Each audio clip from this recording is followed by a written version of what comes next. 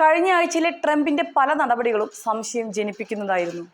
G7 ഉച്ചകോടിയിൽ നിന്നും ഒരു ദിവസം മുൻപേ തന്നെ തിരിച്ചെത്തുകയും പിന്നീട് പാകിസ്ഥാനെ ചേർത്ത് പിടിക്കുകയും ചെയ്തപ്പോൾ ഇതിനു പുറകിൽ ഇത്രയും കുടിലമായ തന്ത്രം നടക്കുന്നുണ്ടെന്ന് ഇറാൻ ചിന്തിച്ചതുപോലും ഉണ്ടാവില്ല.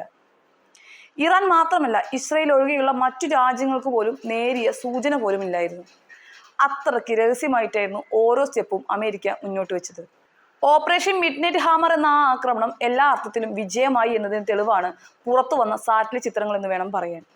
40 ബങ്കർ ബസ്റ്റർ ബോംബുകളാണ് പ്രയോഗിച്ചിട്ടുള്ളത്. ഇതിനൊപ്പം 30 ടൊമഹോക്ക് മിസൈലുകളും പ്രയോഗിച്ചു. ഇതാണ് ആണവ കേന്ദ്രം മൊത്തത്തിൽ ചാരമാവാനുള്ള കാരണം. US ചരിത്രത്തിലെ ഏറ്റവും വലിയ B-2 ബോംബർ ആക്രമണമാണ് ഞായറാഴ്ച പുലർച്ചെ ഫെർദോ, നദാൻസ്, ഇൻഫഹാൻ ഭൂഗർഭ ആണവ നിലയങ്ങൾക്ക് നേരെ ഉണ്ടായത്. B-2 ബോംബർ വിമാനങ്ങൾ നടത്തിയ ഏറ്റവും ദൈർഘ്യമേറിയ രണ്ടാമത്തെ ദൗത്യവും ഇതാണ്. 2001 സെപ്റ്റംബർ 11 വേൾഡ് ട്രേഡ് സെന്റർ ഭീകരാക്രമണത്തിന് പിന്നാലെ നടത്തിയ സൈനിക നടപടിയാണ് ആദ്യത്തേത്. ഇറാന്റെ ആണവ നിലയങ്ങളിലേക്ക് US അന്തർവാഹിനികളിൽ നിന്നുമുള്ള മിസൈലുകളാണ് അമേരിക്ക പ്രയോഗിച്ചിട്ടുള്ളത്. നദാൻസ്, ഇൻഫഹാൻ നിലയങ്ങൾക്ക് നേരെയാണ് ടൊമഹോക്ക് മിസൈലുകൾ പ്രയോഗിച്ചത്. 400 മൈൽ അകലെ നിന്നായിരുന്നു അന്തർവാഹിനികളിൽ നിന്നുമുള്ള മിസൈൽ വർഷം നടന്നത്. താഴ്ന്നു പറക്കുന്നതിനാൽ തന്നെ റഡാറുകളുടെ കണ്ണിൽ പെടാനാകില്ല ഈ മിസൈലുകൾക്ക്. അതുകൊണ്ട് തന്നെ എല്ലാം കഴിഞ്ഞ് മണിക്കൂറുകൾക്ക് ശേഷമാണ് ഇറാൻ വിവരമെല്ലാം അറിഞ്ഞതുപോലും.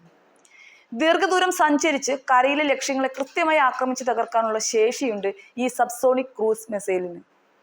വെള്ളിയാഴ്ച അർദ്ധരാത്രിയും ശനി പുലർച്ചെയുമായി 20 B-2 ബോംബർ വിമാനങ്ങൾ US-ലെ മിസൗറിലുള്ള വൈറ്റ്മാൻ വ്യോമസേന താവളത്തിൽ നിന്നും പറന്നുയരുകയായിരുന്നു. ഇതിൽ ഏതാനും വിമാനങ്ങൾ പസഫിക് ദ്വീപായ ഗ്വാം ലക്ഷ്യമാക്കി പടിഞ്ഞാറേക്ക് നീങ്ങി.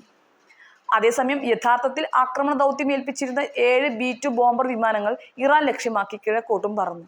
ഇവയാണ് ആക്രമണം നടത്തിയത്. 25 യുദ്ധവിമാനങ്ങൾ വിവിധ US താവളങ്ങളിൽ നിന്നും B-2 ബോംബറുകൾക്ക് അകമ്പടിയായി എത്തിയെന്നാണ് റിപ്പോർട്ട്. 18 മണിക്കൂർ നീണ്ട യാത്രയിൽ ആകാശത്ത് വെച്ച് തന്നെ വിമാനങ്ങളിൽ പലതവണ ഇന്ധനം നിറയ്ക്കുകയുണ്ടായി. ആക്രമണ ദൗത്യം ഏൽപ്പിച്ചിരുന്ന 7 B-2 ബോംബർ വിമാനങ്ങൾ 11,200 കിലോമീറ്റർ പറന്ന് ഇറാന്റെ വ്യോമ മേഖലയിൽ എത്തുകയായിരുന്നു.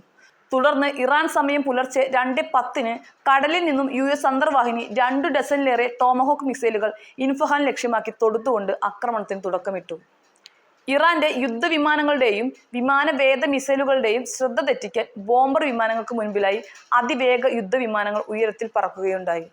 ഇതിന് ശേഷമായിരുന്നു യുദ്ധവിമാനങ്ങളിൽ നിന്നുമുള്ള ആക്രമണം നടന്നത്. B-2 ബോംബർ വിമാനങ്ങൾ ഭൂമി തുറന്ന് സ്ഫോടനം നടത്തുന്ന GBU-57 ബങ്കർ ബസ്റ്റർ ബോംബുകൾ ഫെർഡോയിൽ വർഷിക്കുകയുണ്ടായി. B-2 ബോംബർ വിമാനങ്ങളിൽ ഓരോന്നിലും 13,600 കിലോ വീതം ഭാരമുള്ള 2 ബങ്കർ ബസ്റ്റർ ബോംബുകളാണ് ഉണ്ടായിരുന്നത്.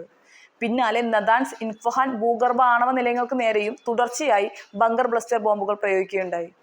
ഇൻഫഹാനിൽ വീണ്ടും ടോമഹോക്ക് മിസൈൽ ഉപയോഗിച്ച് ആക്രമണവും നടത്തി. 25 മിനിറ്റ് നീണ്ട ആക്രമണത്തിന് ശേഷം വിമാനങ്ങൾ മടങ്ങുകയായിരുന്നു. ഇറാനിലെ അമേരിക്കൻ ആക്രമണം പുറം ലോകത്തെ ഇന്ത്യൻ സമയം ഞായറാഴ്ച രാവിലെ 5:20 സാമൂഹിക മാധ്യമമായ ട്രൂത്ത് സോഷ്യലിലൂടെ US പ്രസിഡന്റ് ഡൊണാൾഡ് ട്രംപ് അറിയിക്കുകയായിരുന്നു. 3 ആണവ നിലയങ്ങളും തുടച്ചു നീക്കിയെന്ന് അദ്ദേഹം പ്രഖ്യാപിക്കുകയുണ്ടായി. 2 മണിക്കൂറിലേറെ പിന്നിട്ടപ്പോൾ വൈസ് പ്രസിഡന്റ് JD വാൻസ്, പ്രതിരോധ സെക്രട്ടറി പീറ്റ് ഹെയ്സെത്ത്, വിദേശകാര്യ സെക്രട്ടറി മാർക്കോ റൂബിയോ എന്നിവർക്കൊപ്പം ടെലിവിഷനിലൂടെ ട്രംപ് ലോകത്തെ അഭിസംബോധന ചെയ്യുകയായിരുന്നു. ഇറാൻ ഉടൻ നയതന്ത്ര പരിഹാരത്തിന് തയ്യാറല്ലെങ്കിൽ ഇതിലും വലിയ ആക്രമണങ്ങൾ ഉണ്ടാകുമെന്ന് മുന്നറിയിപ്പ് നൽകി. കുറച്ചു സമയത്തിന് ശേഷമാണ് ആണവ കേന്ദ്രങ്ങളിൽ ആക്രമണം നടന്നെന്ന് ഇറാൻ സ്ഥിരീകരിച്ചത്.